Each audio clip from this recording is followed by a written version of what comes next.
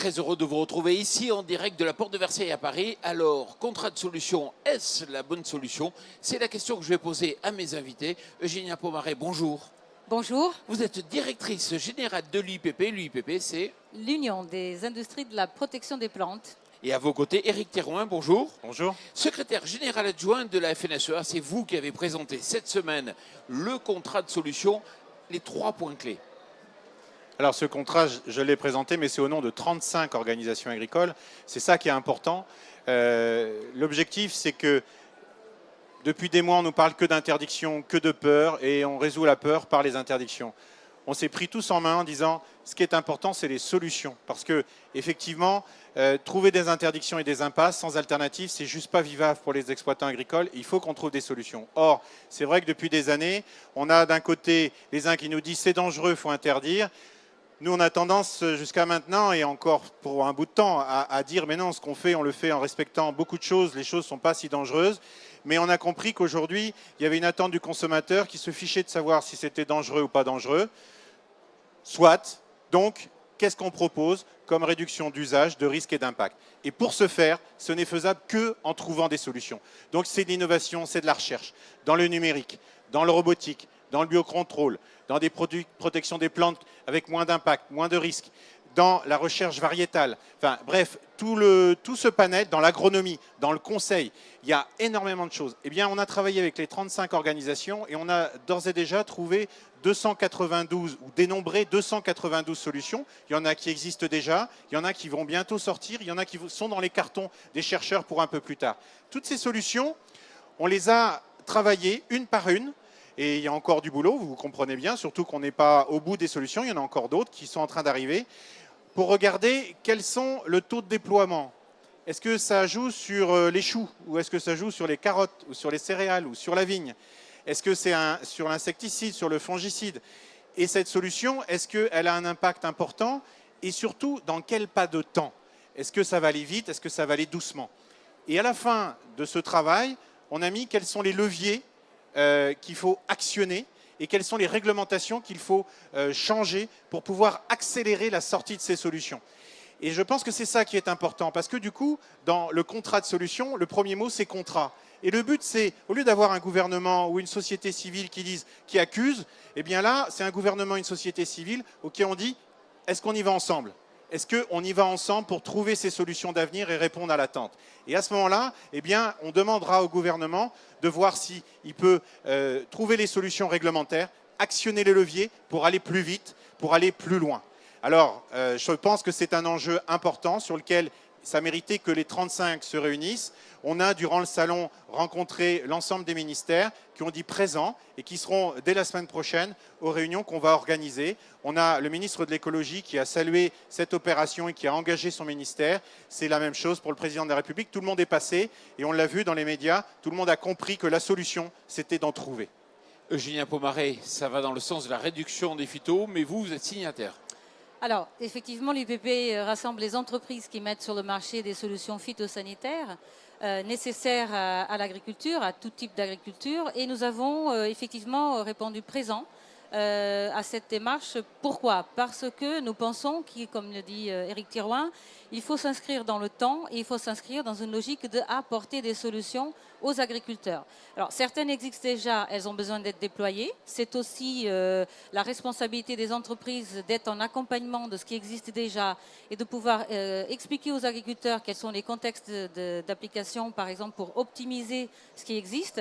C'est aussi dans le sens de booster la recherche et l'innovation sur tout ce qui est les produits moins impactants pour l'environnement, moins impactants pour la santé.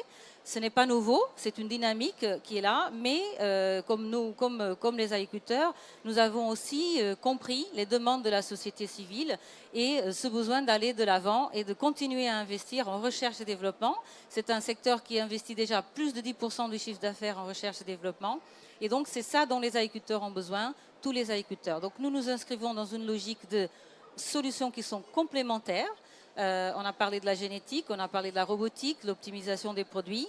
Ça peut être aussi effectivement intégrer des produits innovants dans les plans de protection des plantes et donc apporter aux agriculteurs les solutions dont ils ont besoin. On a besoin de s'inscrire dans le temps et avec une visibilité ce qui est nécessaire à l'investissement des entreprises. Éric Thérouin, quelles sont les prochaines étapes? On a parlé trimestriel, semestriel, c'est quoi? Alors écoutez, la première étape, c'était de pouvoir expliquer les choses lors du salon, c'est fait. La prochaine, c'est fin mars, ou début avril, puisque le gouvernement a mis sur la table une feuille de route sur les phytosanitaires. Dans cette feuille de route, eh bien, il va falloir qu'on y réponde, et tout le travail qu'on fait, ça va être une manière de le faire. Et puis on s'est fixé comme cap, ça va être difficile, il y a un travail extrêmement important à faire, de finaliser ce contrat pour la fin du premier semestre, c'est-à-dire pour fin juin. Mais c'est un contrat qui a l'objectif de durer. Il faudra, c'est pas un one shot, c'est avec quelque chose de continu. Et pour ce faire, je reviens sur la première échéance de fin mars, début avril. Dans la loi des États généraux de l'alimentation, il y a un passage sur ce sujet-là. Et moi, je dénonce fortement le texte tel qu'il est là aujourd'hui. Et on l'a dit à tous les parlementaires qu'on a vus et qui vont devoir amender ce texte. Aujourd'hui, pour accompagner la transition, il va falloir qu'on investisse dans la recherche, mais il va falloir aussi investir dans des nouvelles pratiques, dans du nouveau matériel sur nos exploitations. Il va falloir investir. Or, dans le texte de loi, qu'est-ce qu'il y a? Des charges. Il n'y a que des charges. Ben, je pense qu'on a un président de la République qui est quand même bon en économie. Eh bien, c'est difficile de dire aux gens, investissez, on va vous coller des charges. Donc, il y a un travail important aussi à faire sur cette loi des États généraux, là, très rapidement. Vous avez bon espoir là-dessus? J'ai espoir au bon sens. Tous les parlementaires que j'ai pu rencontrer, quels que soient les bords, y compris la majorité, quand je leur explique ça, qu'est-ce que vous voulez répondre? C'est la vérité?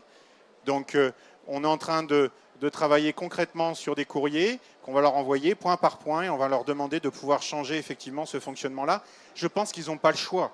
Ils n'ont pas le choix avec, comment dire, toute l'acceptation médiatique qu'il y a eu cette semaine de ce contrat de solution qu'on a déposé. Ils n'ont pas de choix. Ils n'ont pas le choix que d'y répondre en disant présent, on va vous accompagner dans les investissements et non pas l'inverse. Moi, je veux y croire. Je pense que ça va changer. Eugénia Pomaré, vous dites, on ne veut pas d'argent, on veut de la visibilité. C'est quoi la visibilité pour vous?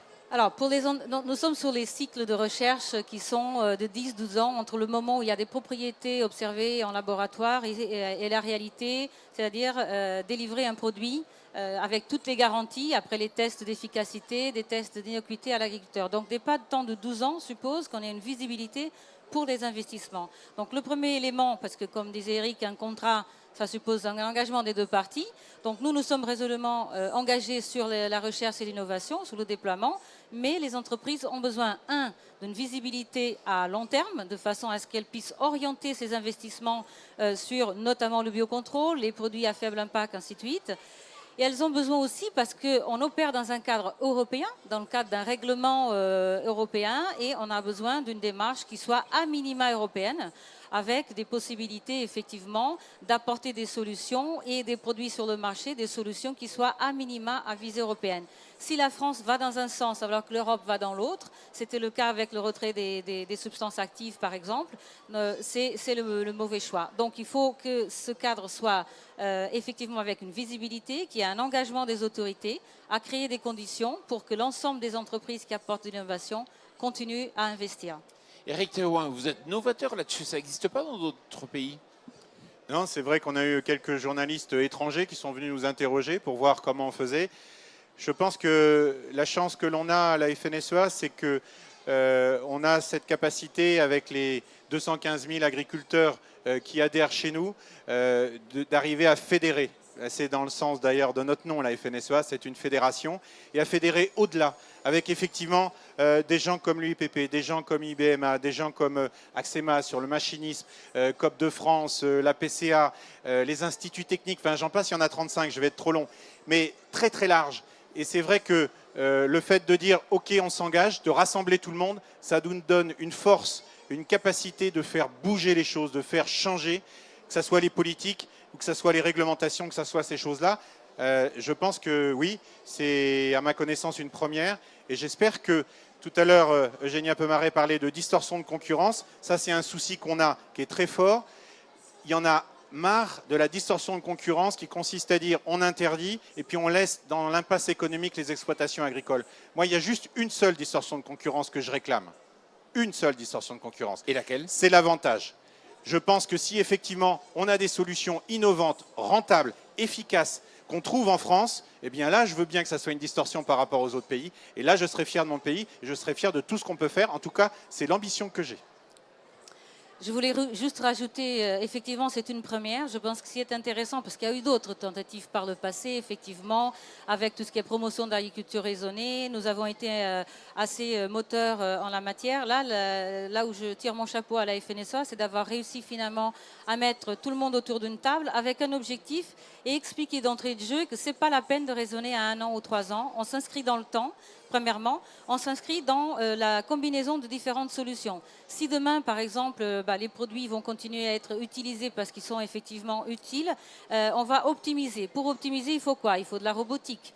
Il faut un machinisme qui soit de plus en plus pointu sur les applications. Il faut modéliser les maladies pour que l'agriculteur puisse savoir à quel moment il doit intervenir ou pas. Et donc, c'est l'intérêt de la démarche, c'est d'avoir mis autour de la table, premièrement, tous ceux qui peuvent apporter des solutions. Et la deuxième étape, comme a pu dire Éric Thirouin, qui est de présenter aux autorités. Pour une fois, nous ne sommes pas en train de courir derrière, mais plutôt d'apporter des solutions.